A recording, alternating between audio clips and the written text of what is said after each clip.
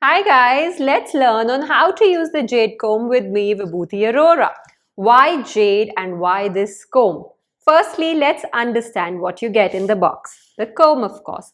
To clean the comb, because you do not end up cleaning your brushes or your combs every day, and that also leads to a lot of scalp issues, and you get a small free sample of a black seed onion oil.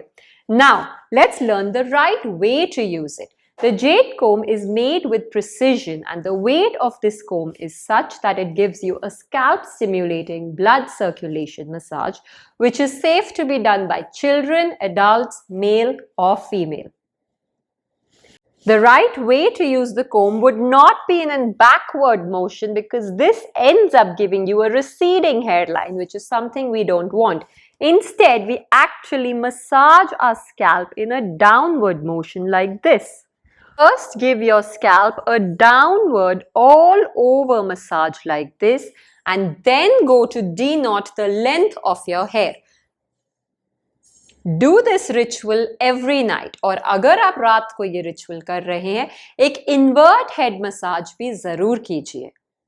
Follow along.